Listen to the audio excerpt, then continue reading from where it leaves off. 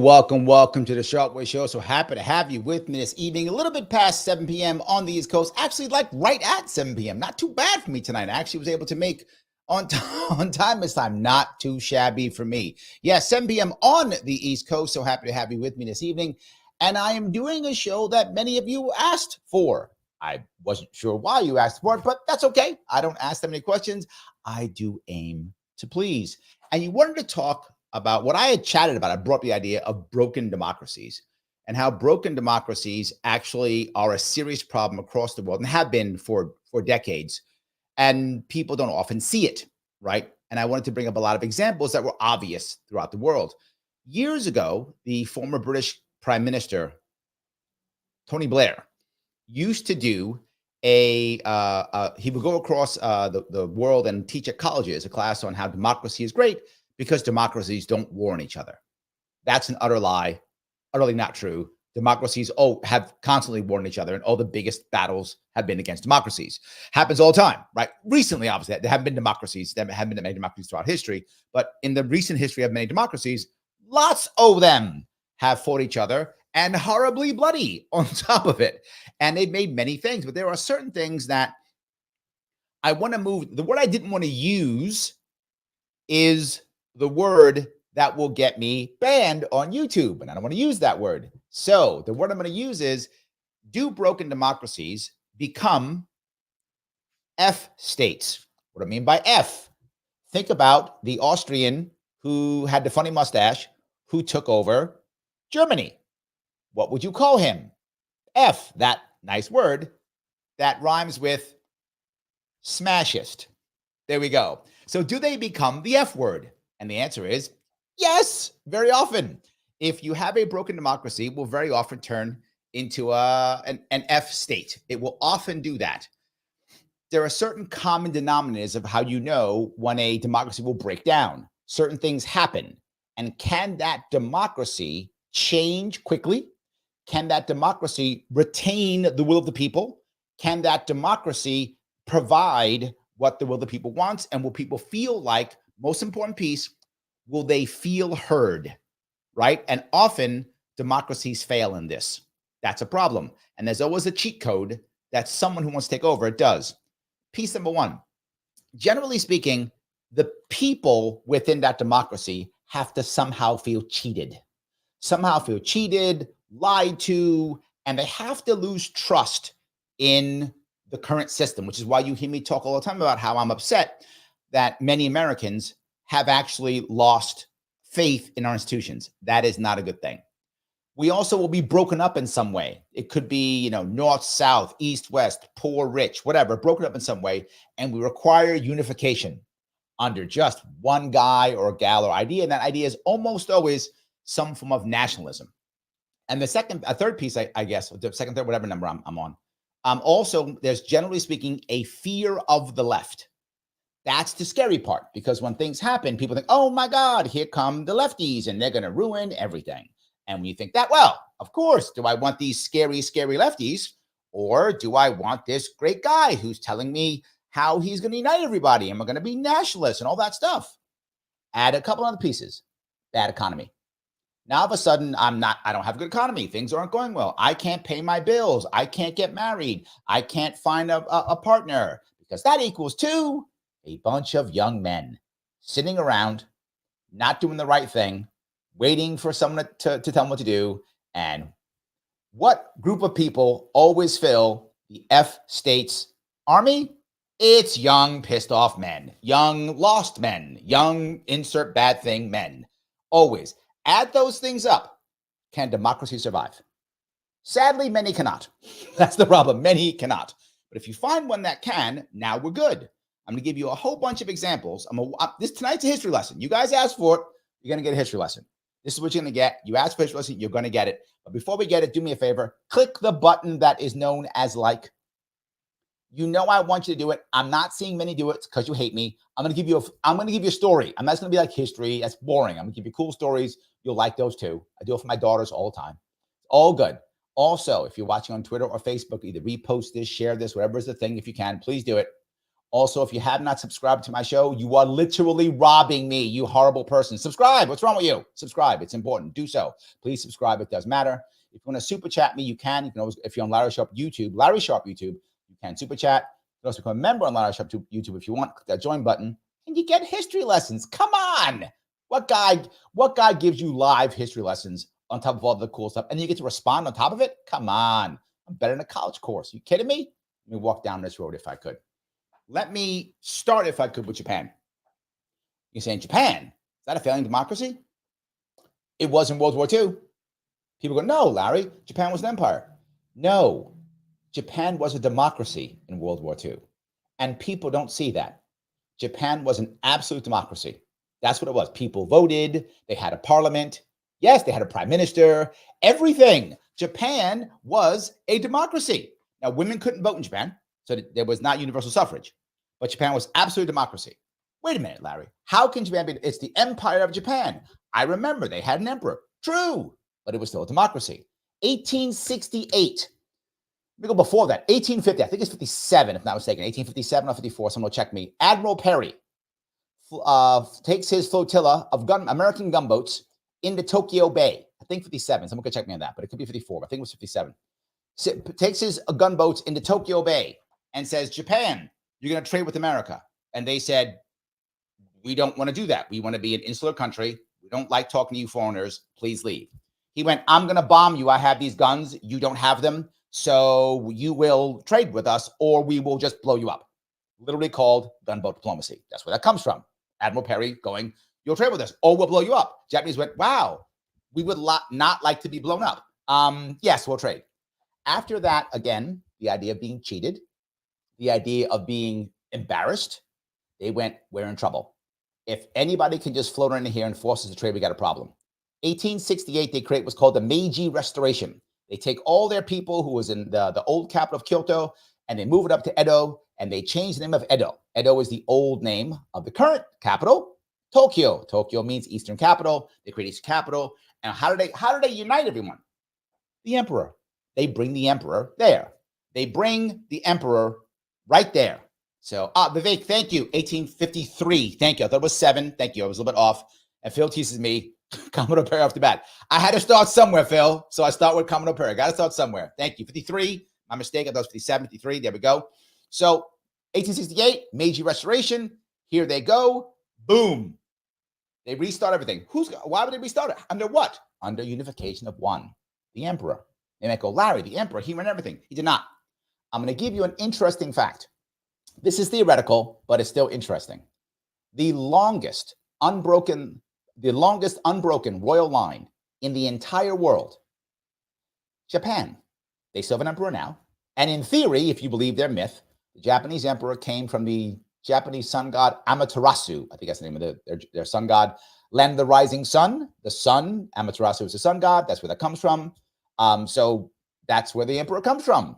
Back in 700 AD, I think, is in that area, right? Maybe 700 AD in that area. That's where the emperor comes from. Unbroken line. Wait a minute. How can it be an unbroken line, Larry? Everywhere I know, kings get killed, they change over, blah, blah. Yeah, not Japan. Why? Because in Japan, the emperor has never had any real power. The emperor has been symbolic.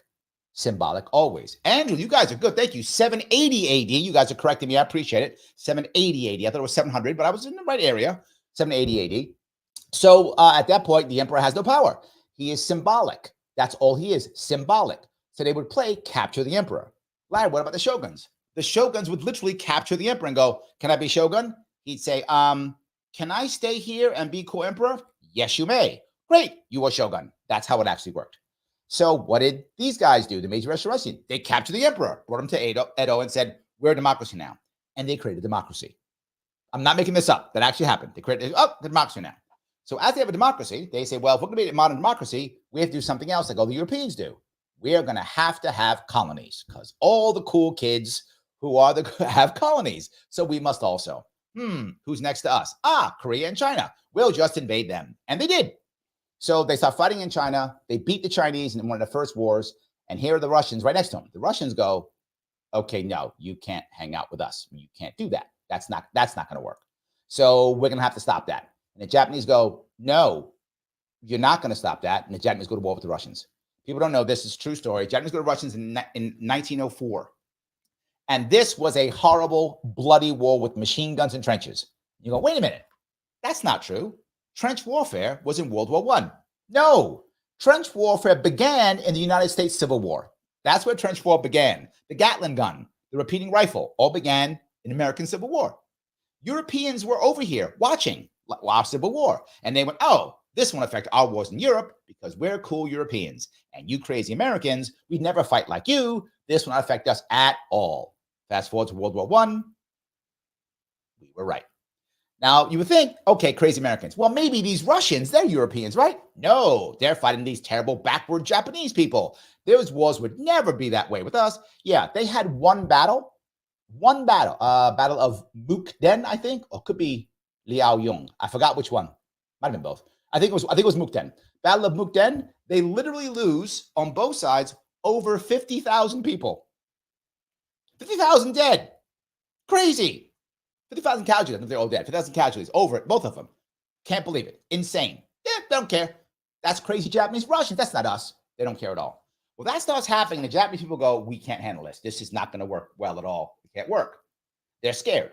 That's okay because the Russians are going to beat them. The Russians take their entire Baltic fleet, meaning from like St. Petersburg, other side of the world, sail it all the way around the world, around Africa, all the way up to Japan. I'm not joking. The whole world, basically, to an area called Tsushima. Shima in Japanese means island. So by Tsu Island, right? Iwo Jima, Jima, Shima, both island of Iwo.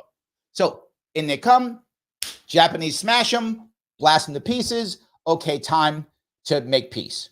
And make, okay, like, why are you telling me this story? This matters. Because in steps in Teddy Roosevelt. Teddy Roosevelt, yes. Teddy Roosevelt steps in and goes, I got you. I'm going to negotiate peace with you guys. So he walks in. The Japanese don't want Teddy. They don't want Americans. They're not happy about Americans. They're not happy about Americans. Americans, Perry started this shit. They don't want Americans. Like, no, thank you. So they instead walk in, right?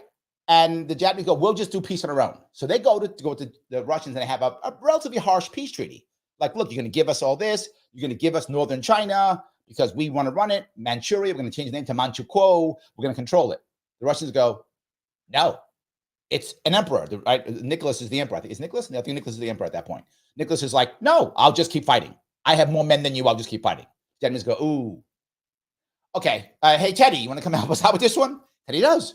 Teddy comes in, puts up a nice peace treaty. Korea is recognized as an entity. Everybody seems to be good. He's like, oh, okay, it's all fair. Teddy Roosevelt gets a peace prize. He gets a Nobel Peace Prize for this. What do the Russians get? Almost civil war. Literally the emperor has to change. It has become a constitutional monarchy because of this. The people are so unhappy with this peace treaty.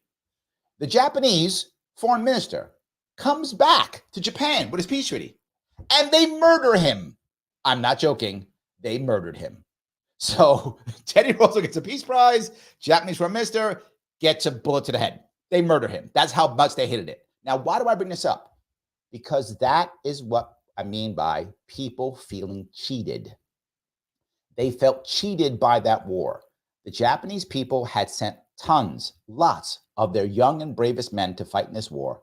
They died, they were killed, they were killed, they were maimed.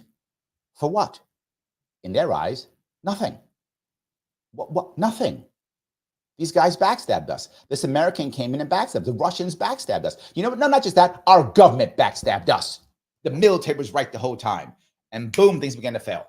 In the Japanese, the reason why the Japanese democracy lasted so long, even though it was broken, is it had a group of people called the Genro. The Genro were people who were older or elder statesmen. That's who they were. And they would make sure things worked and with that kind of thing. People stopped trusting them. And there was a flaw in the Japanese system. The flaw in the Japanese system was if any prime minister who was elected could not fill every cabinet position, every minister, the government fell. That's a big problem. That's a big problem. So what happened? The military said, you will give us our guy or we will never give you a war minister, ever. There will be no Japanese government. And there was nothing anybody could do. And the people were like, well, I don't care. The military was right the whole time. Boom, military dictatorship. That is how the military dictatorship happened in Japan. It was democracy, a flaw in a democracy, people who felt cheated, all these problems. And that's how that democracy became a military dictatorship. That's how it did. With an emperor, with a democracy. It was same that young men who were upset because they went to war, came back, veterans, all that kind of stuff, scared of the old ways, not believing and trusting in the old ways anymore, people feeling cheated, boom, democracy becomes basically an F state or military dictatorship. Absolutely. All right, that's Japan. I hope I got that one down. So that could happen easily. Well, wait a minute, Larry. He's saying all these people he fought against? Well, how about Italy? Italy, democracy. Again, democracy, 100% democracy. What happened there? Italy is a young country. I use 1868 as the change in Japan. Italy became a country about 1870. So Italy was just a bunch of states that all got together in 1870 and said, we're a country now. And there was a lot of dissolution, right? North versus South, all these different problems, all kind of issues that Italy had. So Italy had problems, but it was okay. They're going to unite against, they had a king. So king is going to take care of us and make everything okay. And they, of course, fought in World War I. Now, for those you don't know, in World War I, Italy was actually allied with Austria-Hungary, which was at that point was a large empire, and Germany. And then the war broke out. Italy said, just kidding, and just abandoned them. I'm not even joking. They just said, I know we said we fight this war, but you know what? We ain't feeling it. And just totally abandoned Germany and Austria-Hungary. And then the French and British said, hey, Italy, jump on our side. It'll be an easy war. We'll whip their butts, and you can have all this great Austro-Hungarian land. And they went, that's a great idea. And the Italians turned on the Germans and the Austrians and joined the war. And then right away got their ass kicked. That's what actually happened. They got their ass kicked. Yet again, they come in and they get their ass kicked by the Austrians. Really bad. But they did. It's a true story. So now the Italians, again, you see the same scenario? Young men go off to war. Like 700,000 of them die in this case. Not as bad as in the Japanese-Russian war. But in this one, like 700,000 guys die in this war. Then the war ends. They get a terrible peace. They get none of the stuff they were talking about. None of it. They come back home and go, this sucks. Who's waiting for them? Yes, indeed. Mussolini is waiting. He's like, this is great. Okay, thanks, guys. The economy starts crashing because it does after a long war when you don't have anything to build, nothing like that, it's trashed. Economy starts crashing. Unhappy young men see this, feeling cheated. Yes. Nationalism under one person. And in this case, everyone was scared of communism. That was the evil lefty. There's always an evil lefty. So all of a sudden now, evil lefty, scared of them, and boom, here comes Mussolini. Mussolini started an actual political party called the Italian F Party. Openly started about. We can do it. It worked. There was a I'm saying the word. That was a fascist party in England too. During this time period, it was not bad to be one of those. It was like, yeah, Republican, Democrat, right? Didn't matter. It was totally fine. So he started that party. Goes to the king and says, hey, king, everything's collapsing. The economy's bad. The evil commie's taken over. Put me in charge of the government. Now that was the broken democracy again. In their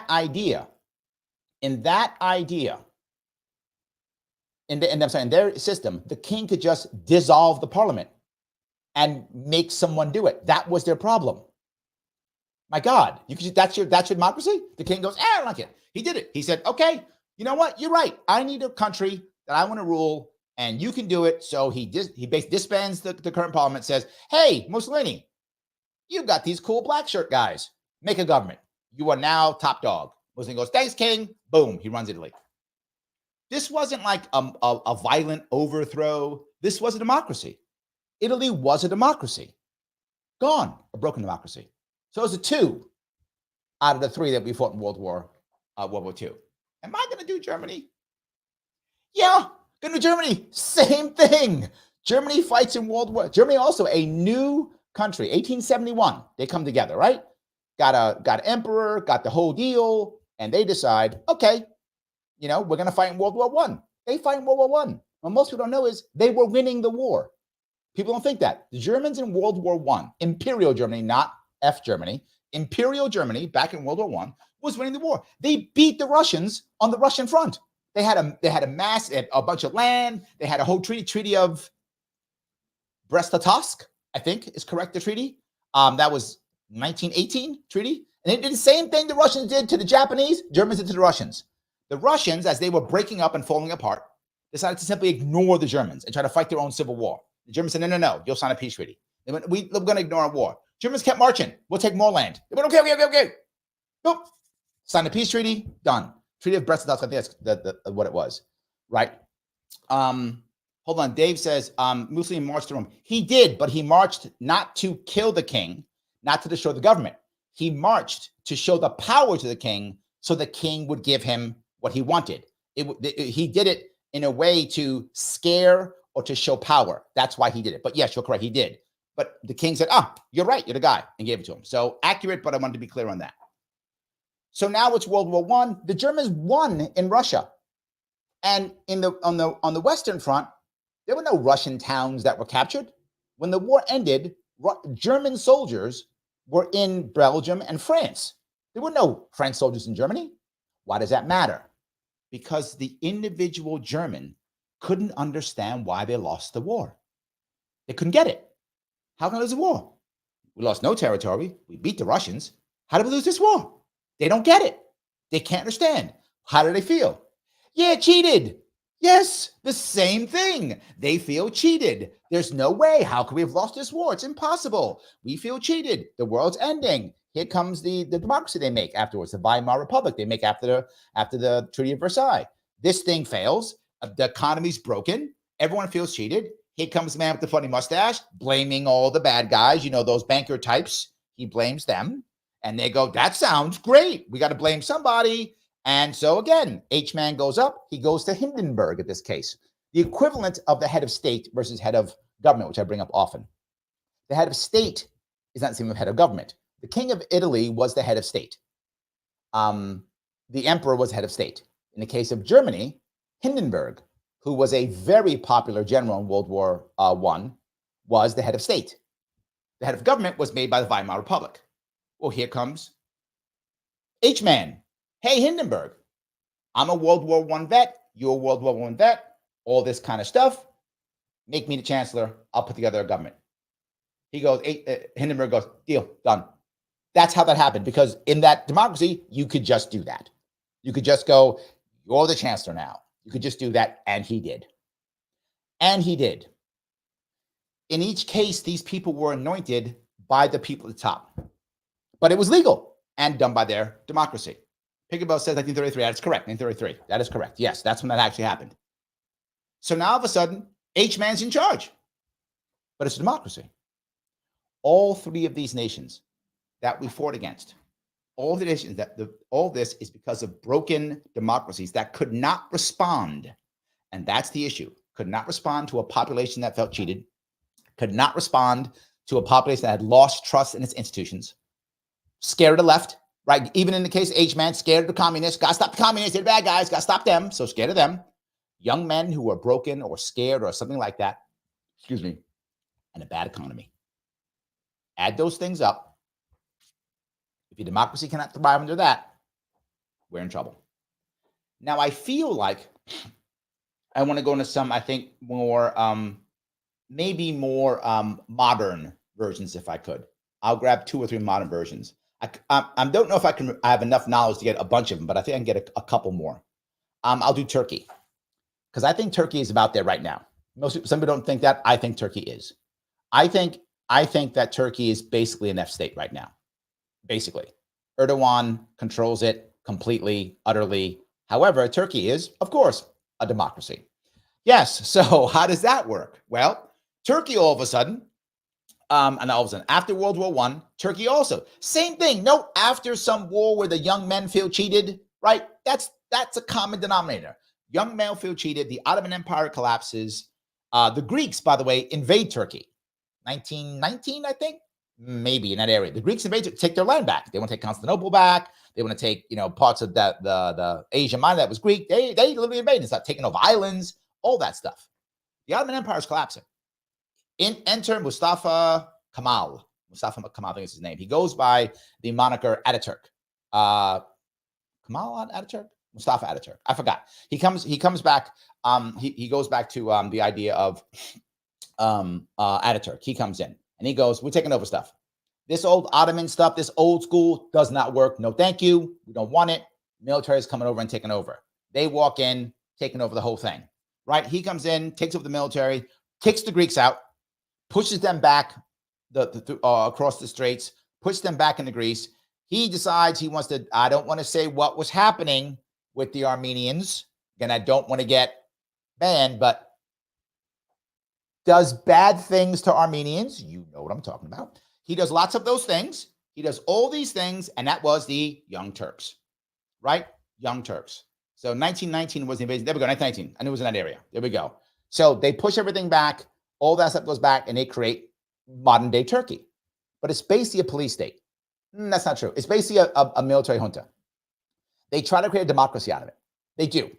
And they do create a form of democracy out of it.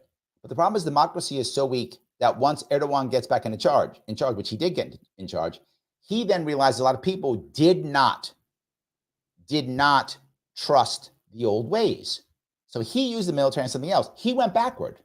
Erdogan went back to Islam. Now, if you know Turkish history, when Ataturk took over, he was very secular compared to most Turks.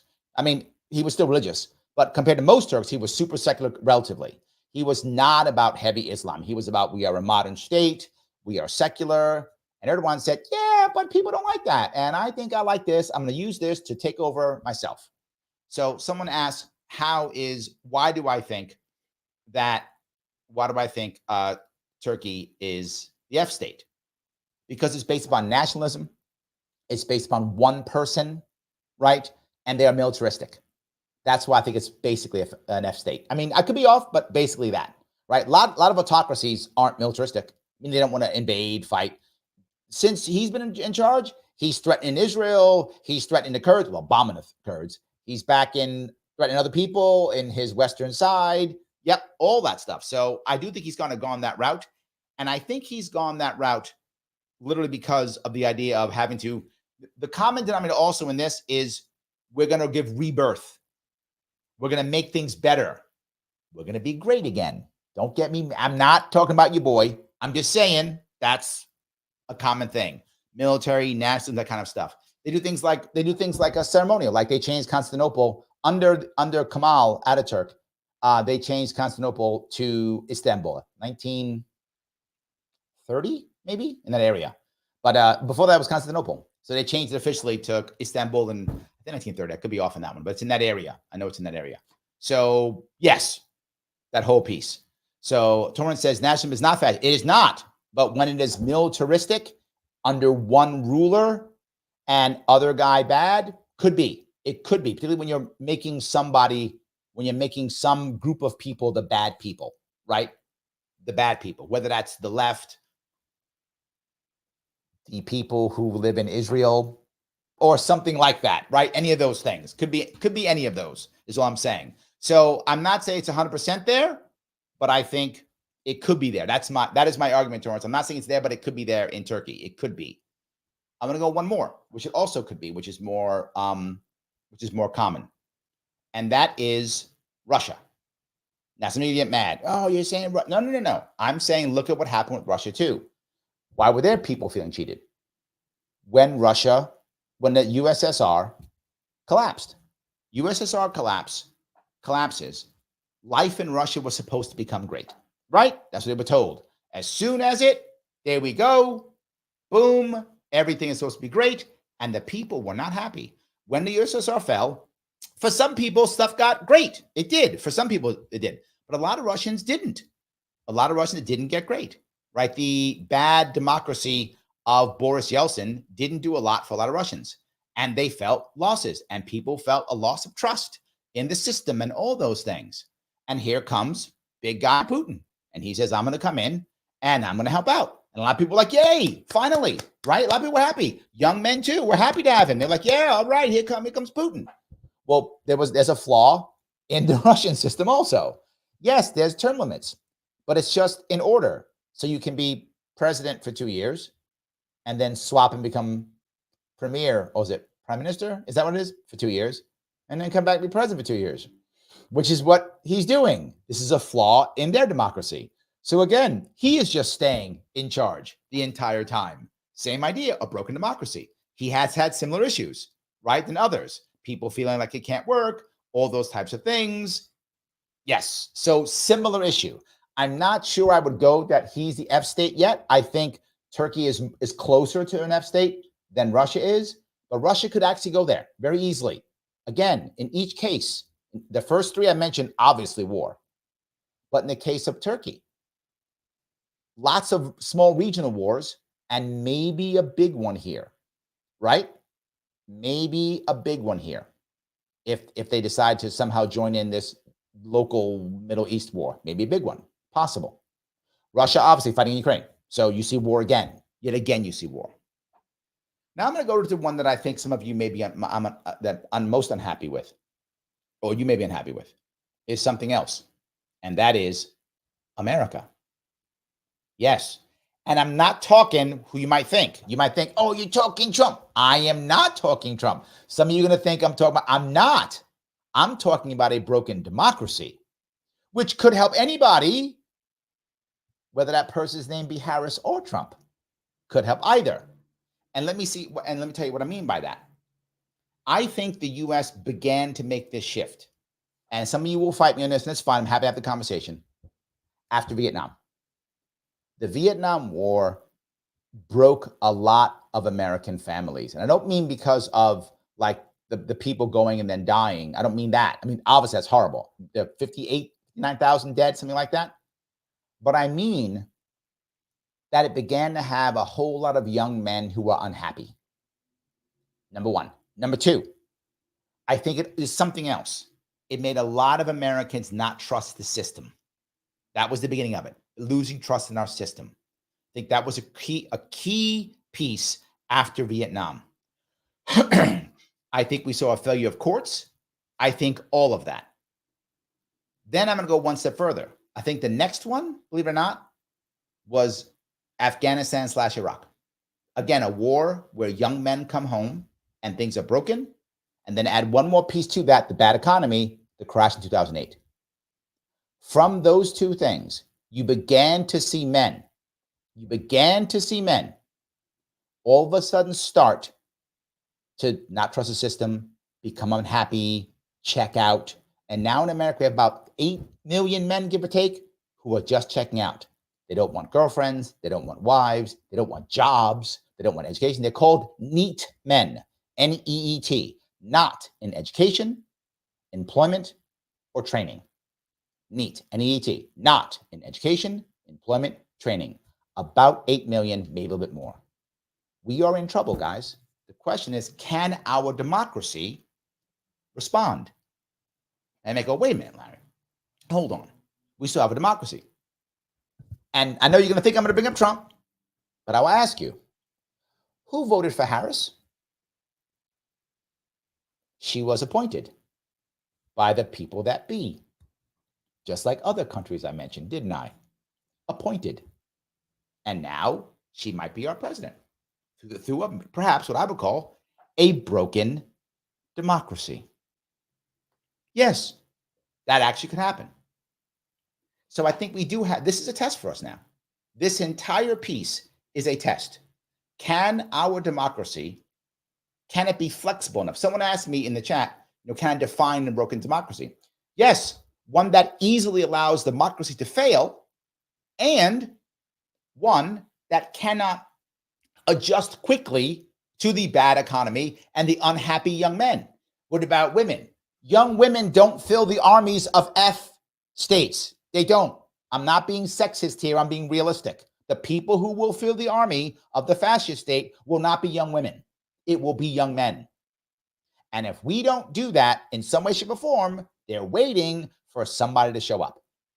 They're waiting. That person is not Trump. I don't think it's Harris either. I don't think that person exists yet. Oh, I'm sorry. That person isn't in the mainstream yet. That person may exist, but I don't think they're in the mainstream yet. They're not there yet. If there's someone out there, but it's not these two. People are going to tell you it's these two. It's not. But the time is ready for them right now. The time is ready. And we have to hope that we can fix this. But Larry, democracy's on the line. Is it though? Here's the problem. The biggest problem in the United States that people don't see is our courts have failed us. Our judges have failed us. Our flaw in our democracy, what our fatal flaw is, our judges are accountable to nobody. That's our fatal flaw. Many of the states I told you have different flaws, where like some leader could just do something. Some leader could just do this, right? Hindenburg could just make the H-man the leader. The king of Italy could just make Mussolini the leader. In Japan, when the Genro fail, the war ministry can just take over the country, right? That's the flaw in each one of those. The flaw in America is our judges are accountable to nobody except the party system. That is our flaw. Our judges don't care about the Constitution. I'm sorry, often the senior judges do, but all the junior ones don't. So all they do is allow the people in power to get away with everything. They allow gerrymandering, which is an embarrassment. They allow the two-party system, an embarrassment. They allow no changing in our system, which is embarrassment, which means the people start losing.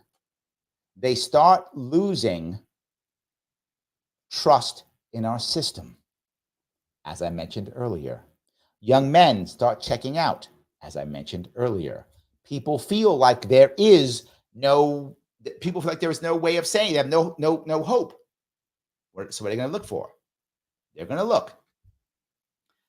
going to look for a unifier every single time. They're going to look for someone who's scared of the left, as you see every single time, who doesn't like the old ways, but wants this thing, or wants the only thing he likes about the old, doesn't like the current way. You got to go back. You got to make the country great.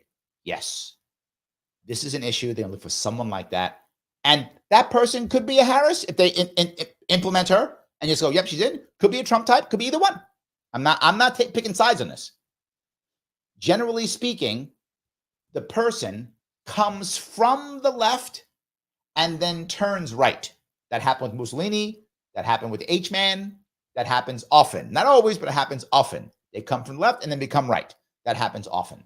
So all I'm saying is this was my whole worry about broken democracies. Here's the reason why. When there's like a monarchy, as an example, the king or emperor, and the king says we're going to war, whatever it is, when the king says we're going to war, and the people go to war, if they start to suffer and they blame the king because he's in the war. But when it's democracy, when democracies fight wars, they fight wars because the people are fighting. Their wars are the bloodiest of them all. When it's two kings, they can go, hey, this is getting too expensive. Let's stop fighting. Democracies just keep fighting. They just keep fighting. One of the worst wars we've had in American history was two democracies. The North against the Confederacy. Two democracies. Fought down to the end. Fought down to the end. Democracies not only fight wars in other democracies, they fight bloody wars, horribly deep wars. And if they lose them and they feel cheated, then they rebel, even in defeat. If they feel cheated, they rebel, even in defeat. All right, I have preached a lot. That was like a 40-minute session, so I apologize. I will start grabbing more comments now. Some of you probably think I'm crazy, but it's fine. You wanted this thing. I hope I gave it to you. I hope it was interesting for you to chat about. I probably couldn't get many more. I mean, I could try to talk about some more, but I don't remember that much. I'll try to get through them. If you ask questions, I'm happy to go through them too. Peace, laws. Thank you for the $5, my friend. Looking deeper, why are we so violent? Lack of resources, too much testosterone, lack of purpose, mind virus, lack of love. Let me explain what makes people happy. You touch two of them. There are three things that make people happy. If you have these three things, almost always you're going to be happy. Do you feel loved? Do you feel respected? Do you have purpose? If those three things are true, you're almost always happy. It's very rare for someone not to be happy if they have those three things. By percentage, men want respect more than love. By percentage, women want love more than men. That's not a 100% rule, but both are critical and important, but one can be the other. But everybody wants purpose. And that purpose can be anything. Some people will find it in work. Some will find it in family. Some will find it in the community, whatever. You'll find your purpose wherever you want to find your purpose. But those three things, you'll be happy. So I think people who are happy tend not to start wars. But sometimes people who are happy get warred upon, and you get stuck having to fight a war, even though you're pretty happy. So generally speaking, people resort to violence when they feel like they're not being heard. No, in every case, what did I think? people being cheated, right? Something was wrong, was unfair, and there was no redress. There was no redress, right? Why do you think, why is there so much violence in the Middle East? People feel cheated, no redress. So we fight. It isn't rocket science here. People feel cheated and there's no redress. There's no, how do we fix this? There's no, there we go. Done. Absolutely. So I hope I answered that question. Thank you for the $5, my friend. I appreciate it. Let me grab some of these. That's good, Phil. Thanks, Professor. I guess, well, for those of you, I do know that I did teach at 2 colleges, but not this. I actually taught business at 2 colleges, true. So I've taught businesses. So anyway, yes. All right. Joseph says, great points, Larry. Really, thank you for being a member. I appreciate that. Yes. All right. Let me see if I can grab some of these. If I could, so many comments. I'll try to grab some from the top if I get any of those. Vivek asked, how do you define a broken democracy? I did. So yes, that was my concept of what I think is a broken democracy. I hope that was clear. Kim says, click the like button again. Yeah. Yes. And if you haven't shared it on Twitter and Facebook, why wouldn't you? Wasn't that a fun story? I hope it was. And if you want to, you can always subscribe or follow me on Facebook and or Twitter and or YouTube. Super chat me, of course, if you want to, the way Peace Logic did. Of course, you can be a member if you like to. Like Kim's a member. If you want to become a member, you can. Click that join button. $49 per month is the way to go. I would appreciate it. It does help tremendously. So Joseph has already liked and shared on X. Thank you, my friend. I appreciate that. Yes. Luke Libertarian says, all civilizations turn to violence. It depends on how you define violence and how you define civilization. I could see yes or no. Because look at certain civilizations who really haven't been violent, meaning towards others, like war, if that's what you mean. If you mean internal violence, of course. And then do they turn to it when? At some point during their growth? I just think that the comment, Lunatic, is very broad, right? Like, do you consider Singapore a civilization? If that's the case, it never turned to violence, right? Unless you count cracking down on your own citizens. Again, do you consider that? Relatively, the Koreans are not very violent. They get warred upon. Generally speaking, Koreans get warred upon. They rarely are violent. In the last 2,000 years, last time the Koreans were violent, starting something. I mean, I guess, unless you call it internal, right? The Korean War, internal. I don't know. I think it's a vague statement, my friend. I think you got to go deeper to get me to really make a good comment on that one. Pete, my friend, yes, indeed. 35. Wow. I don't even want to think about that. 35 trillion, 751 billion, 271 million, $808,225.45 is our national debt. We owe that. And as I said it got higher. So yes. Okay. All righty. Lunatic goes on to say society always shatters, whether to recover or survive. That's not true. No. Society shatters and sometimes recover. And I think one of the best examples of this is the long-lasting nations or civilizations, maybe however you call it, we have today. I mean, Greece is still Greece, right? And it is shattered more than once and still has recovered. Greece has been occupied more than once and still has recovered. Greece has been a conqueror and has recovered. Greece has fallen and recovered. It's still now a country with people who could literally, take their lineage back to 500 BC. So I'm not sure that's true. China, same thing. China has, in some way, shape, or form, been a country since what, 2,000 years more? And they have been conquered. They have been conquerors. They have been colonized. They have colonized. And they're still a nation to this day. I don't know if India maybe too. I think, yeah, there's a lot. So I do think that can happen. I think they absolutely can and recover. I think they can. Absolutely. Joseph says the H-man was actually literally a smashist, so you're not wrong. Yes, that's true. Yes, 100%. So, yes, Pete, it does mean that word. I don't want to get canceled on YouTube because according to Gerard, he's talking on Rumble, he says YouTube holds creators back. Yes, it does. Yes, it does. 100%. So that's true. All righty. Pinkerbell says the dad vibes. I am a dad, Pinkerbell, of 2 girls. Yes, I am. And I have many times sat them down and given them history lessons when their teachers don't give them stuff, just throw a book at them. And I will walk them down a story, tell them what's really happening all the time. I do give dad vibes. That's absolutely true. Yes. Guilty as charged. Absolutely. So the AC, considering my dad was a professor of naval history, yeah, you have no idea. Yeah, your dad was probably worse than me.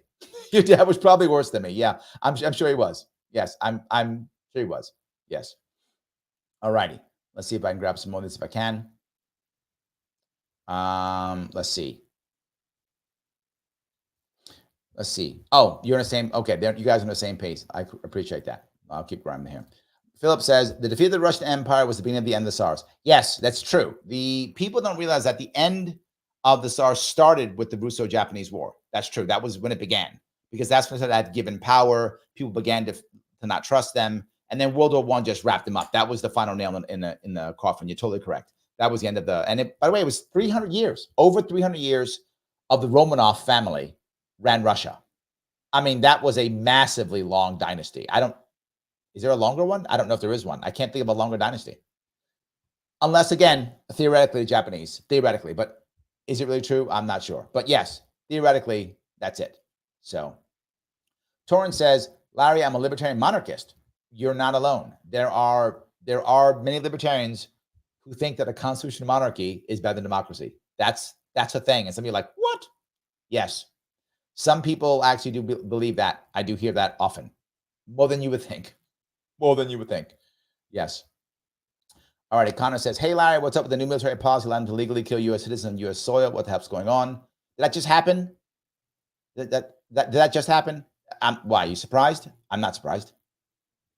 I'm not surprised. Obama killed American citizens. Droned them. You surprised? With the rules they have, they can arrest you and send you to Gitmo whenever they want. Just call you a bad guy. You know the word they use for that. Put you away. Yeah. I just made an argument that we have a broken democracy. Yes. Because judges are not accountable to the people. If judges were accountable to the people, a judge would go, no, you cannot do that. There's no due process. There's no nothing. No, you can't do that. But there's not a judge who'll do that. There's go, okay, whatever. Because I don't care about the people. That's our fatal flaw. Our fatal flaw is the brain dead chimps in our assemblies and our Congress make up laws. Our brain dead chimps who run our states create commissions.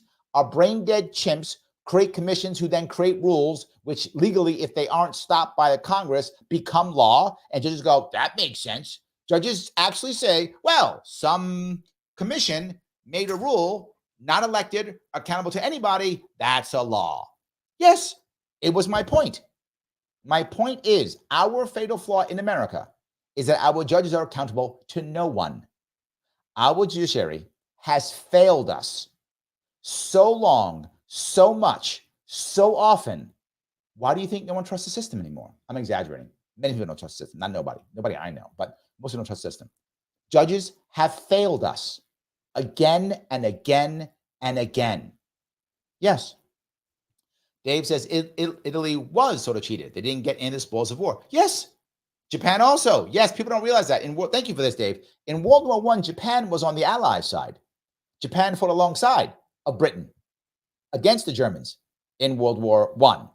And they got nothing. You're totally right. They felt cheated. Again, a population that feels cheated is open to Yes Man showing up.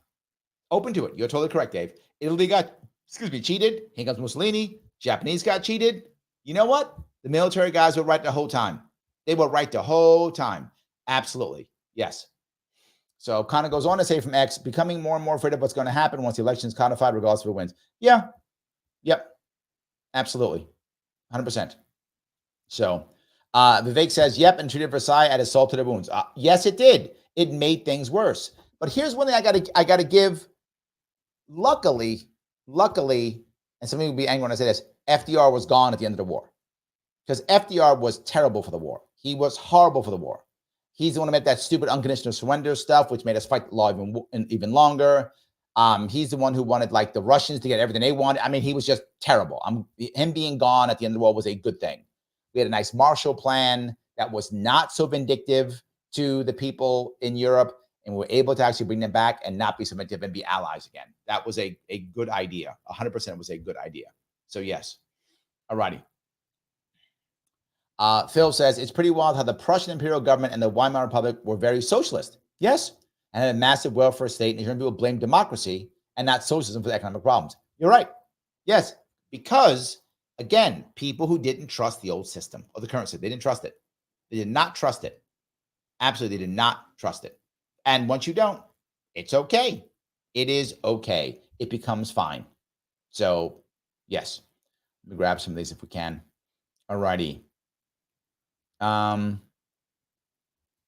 AC says, you got that tism, Riz? Is that me? Maybe. I don't know. I got one of them. I guess. There we go. Whatever that is. I don't know what that is, but I guess I got it. Yes. All right. Let me grab it here. Jess goes, Riz makes me think of that movie, Grease. Oh, that's right. Yeah. Yes. Torrent says, Putin is a nationalist. NATO's pressuring Russia to be fascist. Putin is Russian nationalist and an autocrat. I wouldn't say the F word.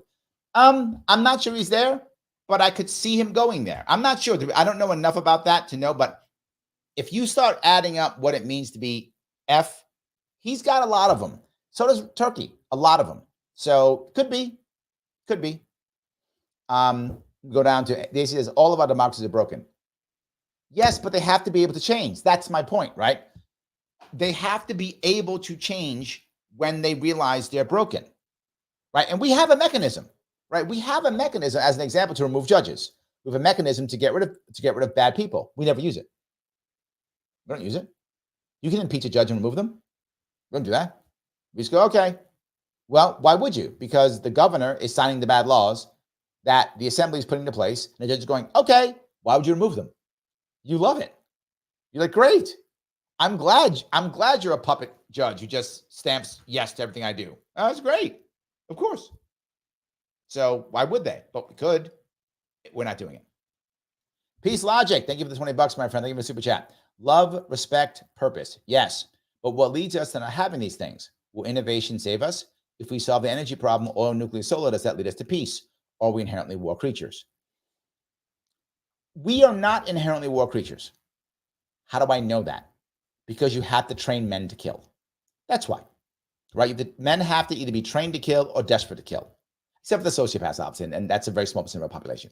But average men need to be trained to kill. They do. This is true throughout history. So I don't think we're naturally warlike. I don't think naturally we are that.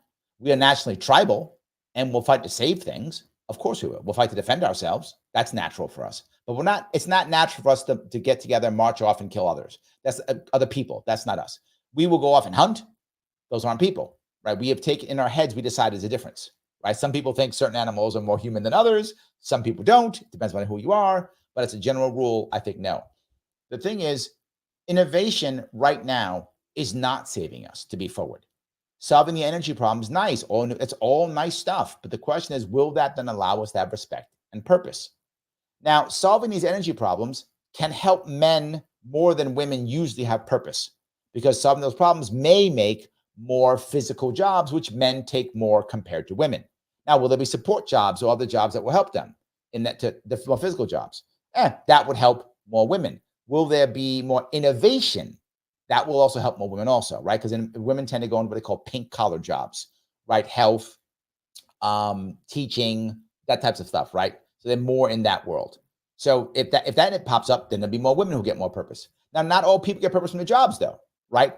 Again, by percentage, more men gain purpose from their job than women. Women tend, by percentage, people are different. More women will find a purpose in actually non-job things like nonprofits, social groups, community. They tend to find more purpose in that, family, but men find purpose in family too. So you've got to be able to find purpose, whether that's in profession or something else. If innovation does that, yes, but right now innovation is doing the opposite. Innovation is getting people let go, keep people at home where they don't feel purpose, jobs they don't want to be in, so there's no purpose. We're finding less and less people getting married, less and less people having relationships, which also gives people purpose, right? All those things, right? You have a purpose of being a father or a mother, a purpose of being a worker.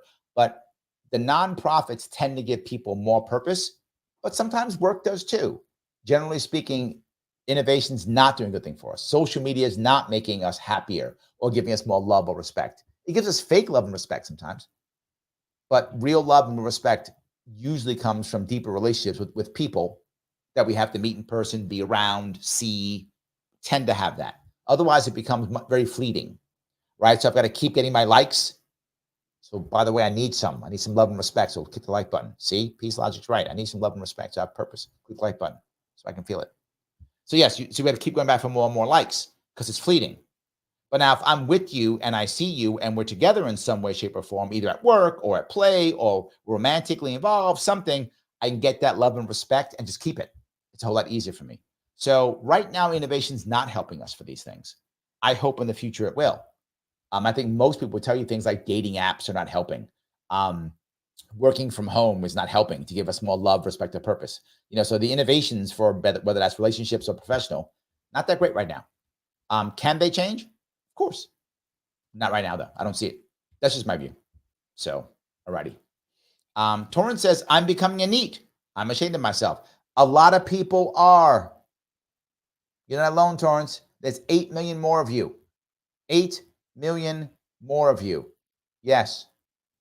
Vivek says, all the assassins of the 60s. The 60s were, thank you for bringing this up, Vivek. I like that you brought this up. The 60s were a turning point for America. And when historians look back at key pivot points, I don't say, when I say the Vietnam War, I don't mean just the Vietnam War. I should have been clearer. Thank you, Vivek. You are correct. Let me make this clearer. I meant the Vietnam War era. I was incorrect in what I said. I should have been clearer. I meant the Vietnam War era. That entire era of what happened there really affected America badly. It really hurt us. It changed us. It turned us. And I think not for the better. But some good laws came out, not for the better. If you look overall, that's the beginning of the war on drugs. That's, yes, it's the beginning of all those things that were actually bad for us. The assassinations, the lying, Watergate, all that stuff came right out of that era. That era just made Americans go, I don't trust this government.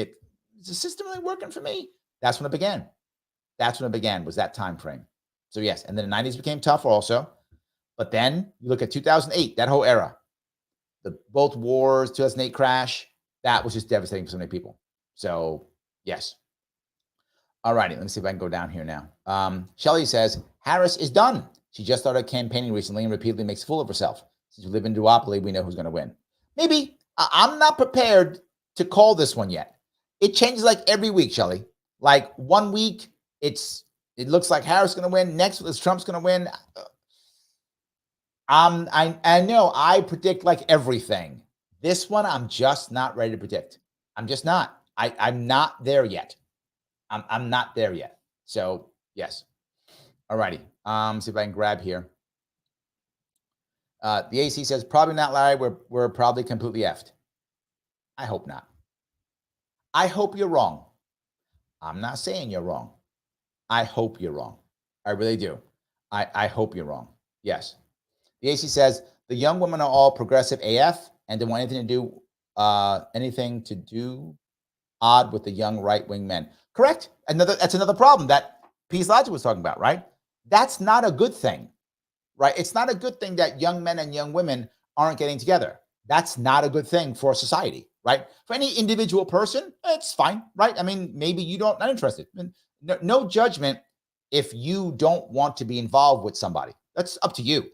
But as a society, young men and young women should be getting together and pair bonding. That's just good for society in general. That's not happening. You're right, which means there are a lot of people who are unhappy. That's true. You're also finding a lot of young women dating a lot of older men, common thing, or young women dating like one or two of like the hottest, coolest guys, and all the rest of the guys are getting no action. Well, if they get no action, they go, well, why bother? And they check out.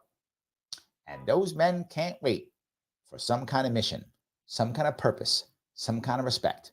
And what people never want to hear, but need to understand, young men will do anything for respect. And when I say anything, I mean anything. The people who have the weapons that will put the other people, whoever the bad guys, whoever those bad guys are, will put them into camps, will be young men who want respect. They will do anything. The ones who will pull the triggers will be young men. They will do anything for respect. So when those young women tease those young men and the big F guy shows up, they won't want to tease them anymore, because those young men will do anything that that man says. And he will be a man. It will not be a woman. It will be a man. It will be an older man who has charisma. That's who it will be. And when that man says, do these things and I will grant you respect, those young men will do those things regardless of what those things are. It will not matter. You might go, well, that's wrong or that's evil. They will do them. It will not matter. I wish I was lying. I'm not.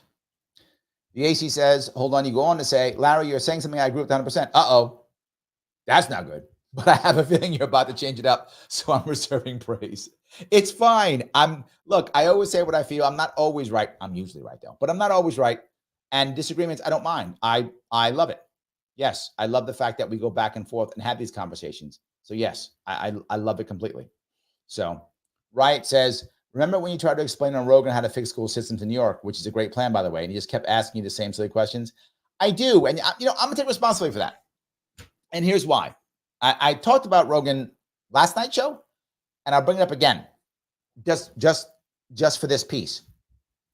When I went on Rogan, I wasn't ready. And what I mean by that is this is 2018, I've been campaigning for over a year. I have been in New York for over a year, campaigning literally every day. I had like 300 events across New York State. I'd done all kind of media in New York State. Everything was done in New York State. Now I got to fly out to California and be on Rogan. So I go on and he's asking questions, which didn't make any sense to me. And one of the things he was saying is things like, well, what about unions and teachers? And I'm like, what are you talking about? Why would that matter? So why this happened? He was like, well, what about this? I was like, no, okay, let me be clear. What Rogan was talking about was real, but not in New York. For example, if you're a teacher in certain states, you struggle. Kansas, you struggle in Kansas, right? Not in New York. A teacher in New York is not rich. They're not rich, but they make a living wage. A teacher in New York, depends on where they are, averages about $70,000 to $80,000 per year, skewed by New York City, but in that area, right? They make a living wage. They're not buying a second house in Florida if you're a teacher. You're not, but you're not starving. You make a living wage. You can survive in New York where you are. Particularly if you have two people in your household, you can survive. You get good benefits, and you get summers off. Teaching in New York is not a wealthy person's job for sure, but you're not starving. You're in Kansas, you could be starving. You could be on food stamps. So he's thinking, well, yeah, you got to work with these teachers and the unions. And I'm like, the teachers union in New York State is powerful, takes care of people. The administrators make six figures. They're fine. That's not an issue. I was trying to repair the system. It's not going to hurt the teachers. The union's strong. Teachers aren't always going to get, I don't know, pay cuts or something. It wasn't going to happen. He didn't get that. He was thinking national. I was thinking only New York, and we talked past each other. And that's why that happened. And I should have been like, oh, no. You're talking about like Kansas and stuff. I didn't do that because I just wasn't accustomed to it. And literally, I flew in that morning, did his show, flew back right after, and went right back to campaigning. So I was just, and it was the end. It was like, I don't know, 2 months left in the campaign. So yes, but I take responsibility for that one. I really should have been more. So yes. All righty. Anyway. All righty. Dave says, so do you think the South felt cheated after the Mexican-American War because Mexico wasn't annexed after the war, which made expanding slavery more difficult for the South? Of course. The South felt cheated both times. It felt cheated after the Mexican-American War and even after the Civil War, right? What do you think Jim Crow laws are? What were they? What do you think the KKK was? Of course. It was the South rebelling. Of course. They felt cheated too. Of course they did. And the worst part was, it's because Andrew Johnson was the worst president in U.S. history and wrecked the country. Lincoln, for all the flaws people think he had, at least did not want to punish the South or do anything like that. He wanted to have conversations and fix things. He wanted to try to mend fences. I'll give him that. He did. He wanted to mend fences, even though many people wanted to punish or be angry or dismiss or whatever the case may be. And he did want to find an answer. He was one of the people who talked about the idea. I'm not saying it's a good idea, but I'm saying the concept of actually sending African slaves to Liberia if you want to go. The U.S. was going to pay for slaves to head back to Liberia. It was expensive, probably was going to happen, but he even brought that idea up, right? He brought the idea up of giving the land of the slave owners back to the slaves, that they would get that land. This way, no other Southerner would be punished, only plantation owners would be punished. So he actually had a better idea or plan, but after he was killed, that was the end. It all fell apart. So yes, I think in both cases they did. That's what that was. So yeah. All righty. Pete says, if you trust government, you don't know history. You're not wrong. You're not wrong. Yes. So Vivek says, yeah, India survived and is now thriving under the BJP and PM Modi. Also, Argentina on the Javier Milei is now making a big comeback. I think the jury's out on Milei still. I know people get mad. They want me to like be behind him and pat him on the back and be great, or just, because some things he's done, they want me to attack him. I won't do either. The jury's out on him. I said this when he first came aboard. I said, give him a year or more, give him time to nothing. And I'm sticking to that rule. Most people are not. They're judging him by every week. I'm not. I'm waiting. I'm going to see what happens. This is a big deal. Yes. So, all righty. Yacy says, I dig it, Larry. I'm a daddy myself. Either of your daughters happen to be into big white boys.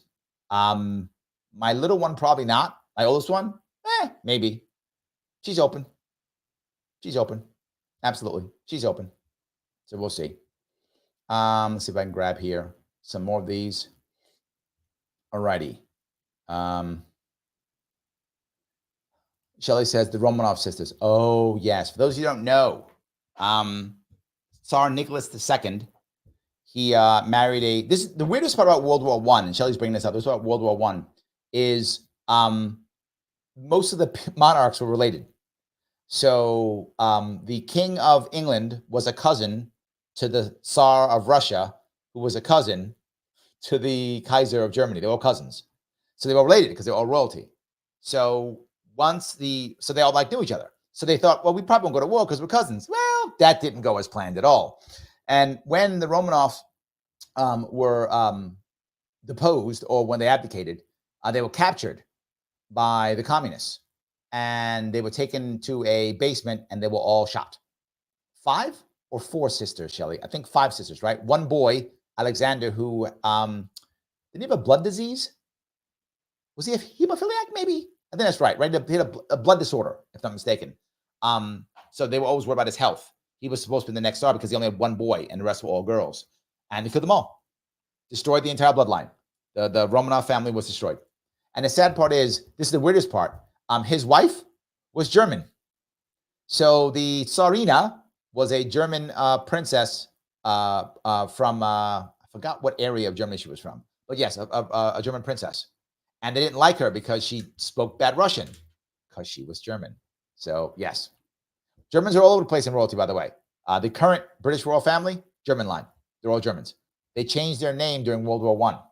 They became the House of Windsor. They were not that. They were actually a German line. So Germans are everywhere. But okay, why? Why were Germans everywhere? In fact, this is the reason why. Remember, Germany was not a country until 1871. It was a bunch of Germanic states, each one a principality or a barony or some small type of thing. Well, each one of them has a baron or a lord or a king or something for each of them. So there were just so many princesses to pick from. So they often picked Germans. That was a common thing. So yes. Connor goes on to say the Treaty of Versailles was a disaster. 100% yes. 100% yes. Connor goes on to say, if only the world listened to the U.S. during the end of World War I. That's true. That's true. And at that point, Wilson had his 14 points, which was the idea of, what was it? Peace without victory? Am I getting that right? Peace without victory was the point. So yes. Faithful friend, brain dead chimps, see how they run. Yeah, or see how they steal. Maybe it's a better one. See how they steal. So yes. So Shelley said, this is when my family left Prussia in 1911. Yes. Yes, absolutely. All righty. Keep going down here if I can. The AC says, the framers imagined impeachment to be something that happened all the time. Yes. Thank you. Yes. Absolutely. I wish most people would think that way. 100%. 100%. Yes. ACOs on the pink collar. It's called like blue collar, white collar. It's called pink collar. How do you pronounce that? Buxte? I may be saying it wrong. Women are entering STEM programs more than men. Yes, that is true. There are issues though, right? One of them is you're seeing now in the STEM world, women are not being hired as fast as they used to. That's been changing. Women are also getting let go faster than men now. You find that happening also now in the system. It's starting to happen. You see it more and more. Women are now starting to take a big hit in the corporate world now. You're seeing a lot of them get let go. A lot of them getting let go now. But you're right. A lot of them are moving into it. It's true. The problem is the STEM programs aren't as good as just being into it. And what I mean by that, a lot of the people today in this world, the STEM world, are being hired not out of college. I'm sorry, not after they graduate of college. They're being hired out of college. Things like hackathons and such. So you go to a college, you have a hackathon. But you know what a hackathon is? Literally, someone will sponsor, whoever it is. Hey, we have a problem. You guys show up this weekend, fix this problem. I'm not joking. It's that simple. Guys, bring a team together, fix the problem. Someone fixes it. Oh my God, you're hired. Quit school. And they go, okay, they quit school and they go. That's a kind of thing that's happening a lot. Those are heavily male. Women too, don't get me wrong, but those are heavily male. So the women get the degrees and they don't get hired. A lot of men are getting hired without degrees. That's happening more and more. Now, that's not majority yet at all. But again, I was calling these types of things years ago because I'm in the field. Like I'm hiring and firing. I'm seeing people, right? That's been happening. So yes, absolutely. All righty. Let's see if I can do this here. Let me kind of grab this if I could. Merlin says, war on drugs, the war on our fight to medicate our own. That too. Absolutely. Yes, that too. 100%. So let me grab a couple more if I could. All righty. Shelly goes on to say, my son-in-law thought that he had to do a lot of housework. My daughter said, if you'll clean the car's garage and bathroom, I'd gladly do the rest. 10 years later, it still works for them. Oh, that's great. Yeah. That's awesome. I love that. 100%. Peace Logic says, Larry, when I spoke about innovation, I was specifically addressing our basic needs, electricity, energy. If we get near zero energy, then peace follows. Don't understand the root cause of war. No. How do I explain this? If this is the problem with technology right now, is technology is making people feel useless or ineffective or without purpose. You can give me all the things you want to give me. You can give me zero energy. You can make sure that I'm fed, right? That I have lots of electricity. Most Americans have that. Not all, but most Americans have enough basic needs. Most Americans have electricity. Most Americans have enough energy. Most Americans do. Again, not all, but most do. But we're still unhappy. There's a whole lot of people who have lots of energy, lots of money even, and they're still on antidepressants. Or they're still alcoholics. Or they become addicts. Right? Those other two things matter. If I don't feel like I'm valued, right? If I'm in some job that I do because I got to pay my bills, I'm not mad at you for that. People got to pay bills. But if you're in a job where you're just paying bills and you don't want to be in that job, you're not happy. You don't feel like you're respected in your job, right? You don't feel like you're loved. If you can't find a girlfriend or a boyfriend or a husband or wife, whatever you're looking for, you can't find that. You don't feel loved unless you have a big family. You get love. Love doesn't have to be romantic. Love can be familiar. It can be family, it can be friends. Usually friendship love isn't enough. Usually. Depends on how close your friends are. Usually it's got to be family love, like mom, sister, brother, right? Family love, very close. Could be grandparents, uncle, possible, depends on your relationship. Or romantic love. Usually friendship love isn't enough. Again, depends on the person, but that's usual. If you can't find that, if you don't have a family that's close to you, you're not going to be happy, right? If you have close family and you feel loved and you've got a job or maybe family's purpose, right? Some people will like just work a job so they can make money, so they can take care of their mom or care about their sister or whatever. And that becomes purpose for them. Or they find some kind of thing in community where they find purpose. But there's less and less community things. Why? Because people are sitting home in front of screens all day. It's a true thing. So yes, I don't think that that's enough to be forward with you. That's good. I'm not against it. I mean, I think it makes things easier. If we got zero energy, I think it's a whole lot easier. But if we don't find happy people, I mean, unless everyone's just going to find happiness in, I don't know, online girlfriends, online boyfriends, maybe. I don't know. His defense says 40 acres in a Tesla. I'm in. I am in. Yes. Torrance says Liberia and Haiti will probably. That's right. I forgot Haiti. Thank you for that one, Torrance. Because, yeah, Haiti was independent at that time, right? Or was it back to being a French colony? The French came in and took it back or something. I forgot in 1865, was Haiti still a country or not? It was a country earlier, but I think at one point the French reconquered it. Was it Napoleon III? I actually could be off on that one. I think Napoleon III reconquered it. Maybe I'm wrong. I can't remember, to tell you the truth. Torrance, if you happen to remember, was Haiti a colony at the time, or was it still free? I don't remember in 1865. But yes, thank you for bringing that up. Now that comes back to me. Yes. So, all righty. Let's see here. If I can grab a couple more of these. Charlotte of Prussia. Oh, was that right? Was that her name? That was Catherine, wasn't it? Now I don't remember. Yeah, I'm not sure. I've actually forgotten her name. I thought it was Catherine. It could have been Charlotte, though. Now I'm thinking. Yeah. All righty. Forgive me, Princess Alex of Hesse and Bahrain. Look at that. We are learning this stuff. I love this. Nice. All right. Dave says, Blackadder quote. So your father's German, you're half German, and you married a German. Well, kind of yes. Kind of. By the way, the King of England speaks wonderful German. I'm not joking. If you ever see it, he speaks wonderful German. Germans are impressed by his German. That is exactly right. Yes. Kim says, I'm fixing to go off grid, grow a garden, have solar power, an outhouse, collect rainwater, live free in the woods. Kim, I'm coming with you. Yes, let's do it. I love it. Kitty says, millennials and Gen Zs can't afford houses, can't get married and have kids. It's very depressing. I'm millennial and almost all of my peers have mental illnesses. Kitty, this goes to my point, right? Peace, I'm not trying to be a nudge on you at all. I love what you're saying, and that will help. But if everyone's depressed, if people aren't getting married, if they're not having kids, again, those who want, the data, last time I saw data, about 90% of women would like to have a relationship and kids. About 90%. So most women would like to have a relationship and would like to have kids. About 10% don't. That 10% is good. They're good. They can go off, do their own thing, be happy in their life. Life is good. But about 90% somehow want that, give or take. And if they can't get it, they're going to be unhappy. They're going to be unhappy, right?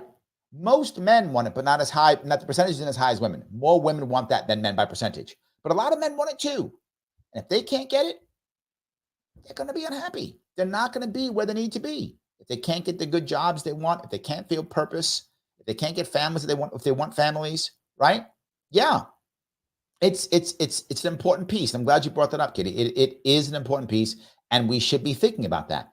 If we're not going to have men and women who want to be together, not being able to get together, they're going to wind up being unhappy, particularly if families are collapsing. And families are. Divorces, other issues, but that's something else. We're moving away from each other. Think about how many people move to a city for a job and leave their family 3, 4, 5, 10 states away.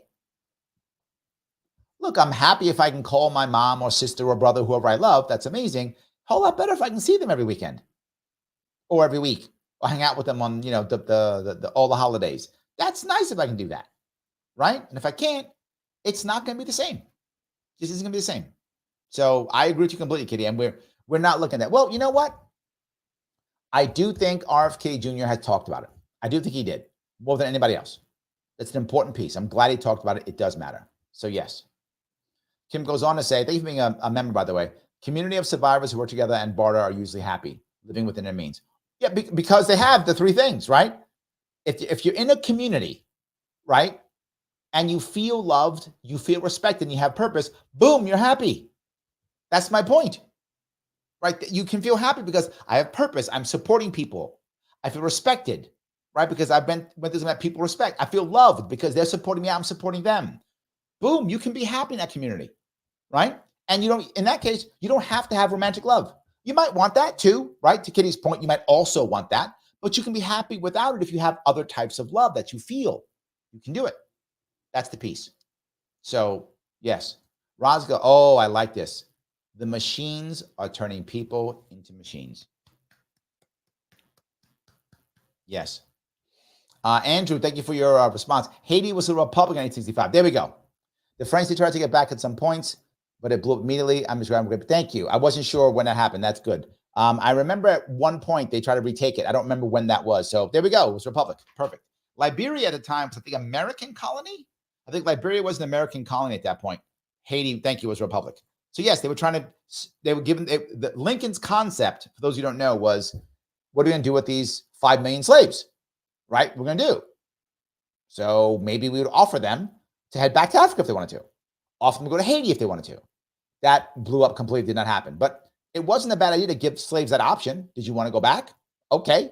America would pay, getting the ships. We'll pay for the ships. Take you back if you want to, right? Head back to Liberia, which was an American colony. Or head to Haiti, which was a republic. But none of that happened. They just said, no, we're going to make Jim Crow laws. We'll do that instead. That was the answer. Jim Crow laws versus giving them the option to stay, or even giving them a homeland, like whatever they did to the Indians, put them on a reservation. That was terrible. But anyway, my point being, these were other options that were available under Lincoln. There was a compensation at least. That's my issue. So yes. Peace, back in action. Yes, understood. Multiple problems going on. Love is critical. Zero energy means more to the developing countries. Yes, think about it. Close to zero energy means that desalinization causes nothing. Agreed. If you have unlimited energy, you have unlimited water. If you have unlimited water, you have unlimited energy. They go back and forth. That's absolutely true. 100%. Once you have unlimited water energy, you have unlimited water, which means a lot of wars will not be as required. I agree. It will lessen war. It doesn't mean war goes away. It doesn't mean happiness goes away. But yes, it will absolutely help. 100%. I think you can. It will improve things. It just may not be enough, if that makes any sense. So Kim goes on to say, our society has been drilled to keep up with the Joneses. Yes, yes, and yes. The AC says, I disagree. A lot of romantic love is the shit all of our people should have in their lives.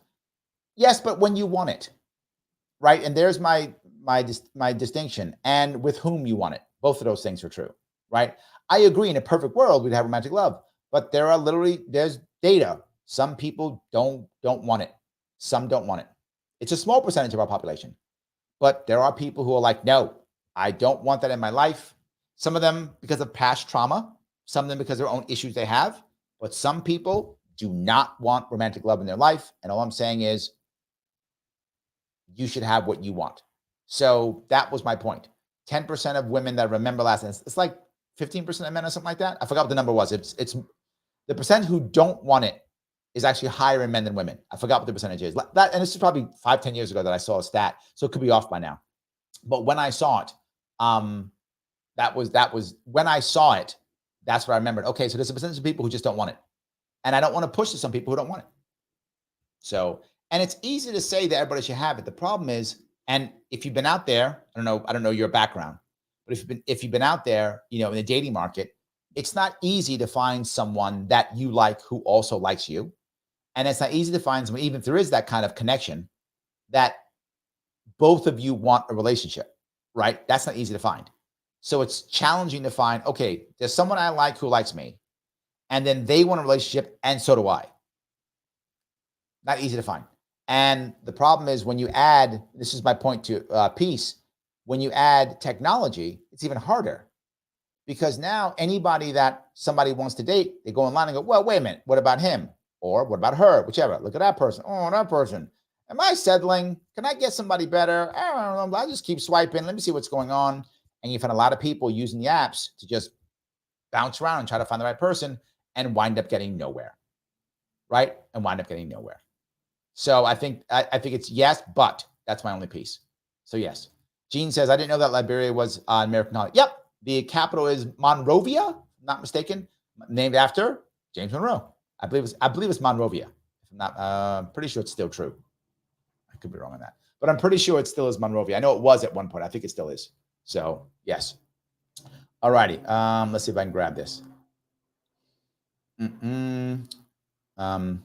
You guys, I'm glad for the back and forth. I want to, yeah, Missy goes on to say, I want romantic love, but we don't always get what we want, or we get people who hurt us. Just saying. Yes, it's true. I wish it was easy to find romantic love. It isn't. I wish it was easier. And the system, this is kind of to what Kim was saying, the system makes us think differently. So now I'm like, well, wait a minute. Okay, she's hot, but maybe somebody's hotter. Or he's hot, but maybe somebody's hotter, right? Or better, or smarter, or richer, or whatever's, however I decide value, right? Whatever criteria I make, well, someone has more criteria than the other. I'll just get someone else. It's even harder, right? It's even harder. So yeah, it's very challenging to do that. It's not as easy as somebody might think. So, any case, Torrance. Wow, this is some deep stuff here. Larry, mulatto women do not find me attractive, but it's understandable because I'm a loser. Torrance, I'm going to be clear on something for you right here, brother. Be very, very clear on this. If you actually feel that you are a loser, and I hope you don't. I hope you're either teasing me or exaggerating. But if you actually think that, the number one thing you must do is take responsibility for that and change it. Number one, if you actually believe you are. Now, I don't know you personally, so I'm not sure if you are or not, or if you're joking. But for the sake of argument, you believe this to be true. Okay, I accept. If you tell me that, I accept. You must take responsibility for that and change it. And here is when you must change it. Fucking today. Today. Not tomorrow, not next week, today. You must take responsibility for that and change it. And it will not be easy to change. If you believe that about yourself, it's going to be tough to change. Because if you believe it, it's true. I'm not here to be nice. It's not who I am. I'm here to be real. If you believe that, then it is true because you believe it. It's true. So change it. I can't change it. Kim can't change it. Peace can't change it. Only you can. And here's how I'm going to tell you how to do it. You're going to pick one thing about yourself. It does not matter what that thing is. And I'm going to say again, it does not matter what that thing is. One thing about yourself that you're unhappy. Doesn't matter what it is. Change that one thing. That's it. I know this to be true. 14 years ago, I was contemplating suicide. I was feeling the exact same way. No chance, no hope, nothing. You must take charge. You must take responsibility and change one thing, not everything, not everything, one thing. And then when you begin to change that one thing, pick another. If that takes 1 day or 6 years, I don't give a shit. Start today. If you say to yourself, I don't like my haircut, go get a goddamn haircut. Go get a haircut. I don't like my shave, go shave. I'm too big. Start going in a diet or exercise thing today. Don't change. Don't wait. Today. Whatever it is you don't like. I'm not smart enough. Start reading. Start something today. Starting is the hardest part. No matter what, it is the hardest part. Hardest part. And the second you start it, you will start getting better. And as you get better, the women will see you getting better. Your confidence will grow. And as your confidence grows and you have your glow up, the women will throw themselves at you. I'm not joking. The more confident you are, the more women will throw themselves at you. That's how it works. Women may be unhappy to hear that, but it's still true. Begin to put yourself in positions of authority and power, and women will throw themselves at you. That's how it works.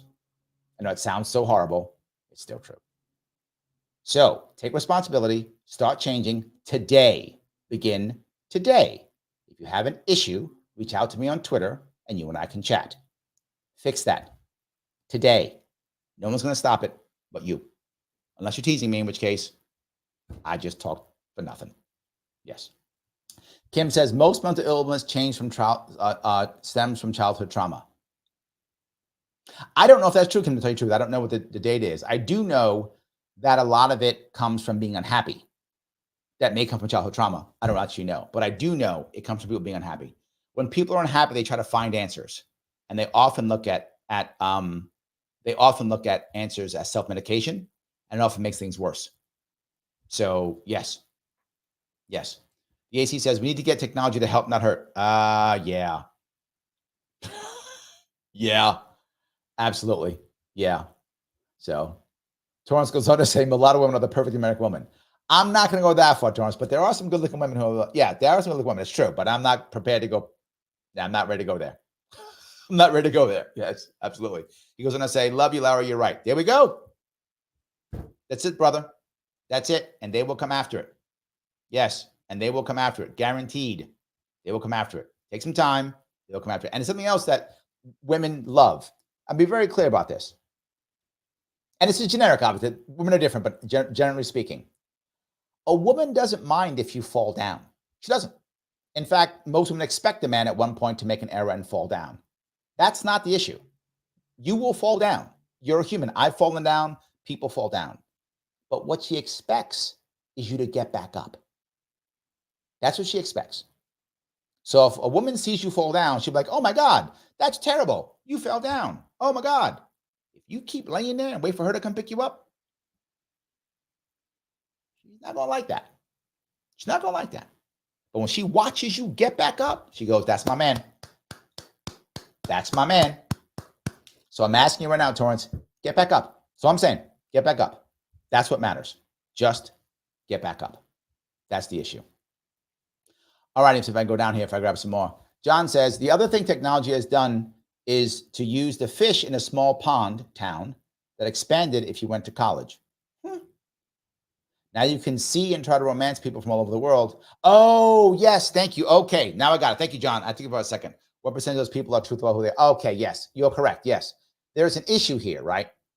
Back in the day, you kind of had the piece you could look at was your town, right? So if you were the prettiest girl in high school, you probably dated the football captain or whatever. That's obviously a trope, but you know what I'm talking about. The concept is you date the guy in your town who was the hottest or the smartest, or again, however you decide valuable, right? Some women decide looks are more important, or money's more important, or personality is more important. You pick whatever's important for you. You'd pick whatever the important traits are you have, and you'd find the guy who's closest, who has those traits, and you'd be like, yeah, that's a top guy for my traits in my area. Let me grab him. Life is good. Now, though, to John's point, I can go online and say, oh, that guy's 3 towns over. Ooh, that guy's got the traits I want, and he's 4 towns over. Oh, that guy's wealthy, and he'll fly me over to so-and-so. Okay.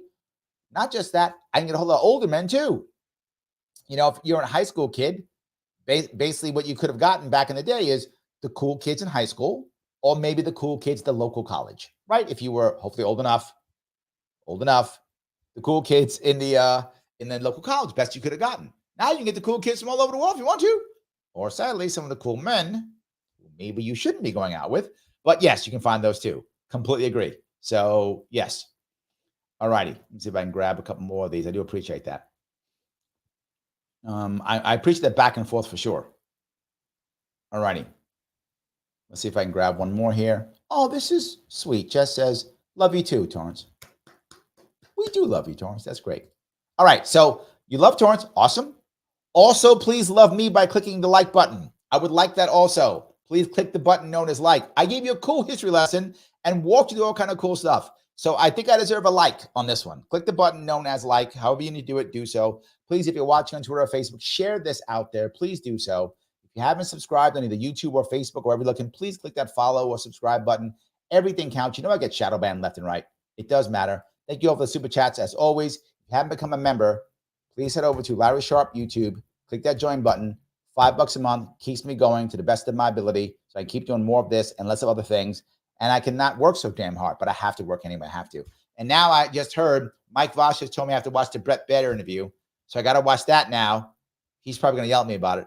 Mike, don't yell at me. I'm going to watch it. Don't yell at me. Yell at me tomorrow after I watch it. I'm going to go watch the interview, and then we'll see what I have to say. Maybe we'll do a show on it. But I still have to do a show on Star Trek. Someone asked me to do a show on Star Trek. That was one. And then someone also asked me to do a show on something else. God, I forgot what I have to do a show on. I don't know. Something else I got to do. But I'm going to do an AMA this week. Next week, I have the Mickey Const coming on also. And I will do one on Star Trek coming up here too. So I will grab that one too. I'm trying to give the audience what the audience wants is what I'm trying to do if I can. It does matter. I'm trying to be good at that. And also keeping you guys together here on this. I do appreciate it. Oh, right. AC keto, right? I do a keto one. I forgot. I'm gonna write that down. Keto. I do a keto show also. Sorry, so I do a keto show and a Star Trek show. That'll hopefully be next week, maybe this week if I run out of stuff.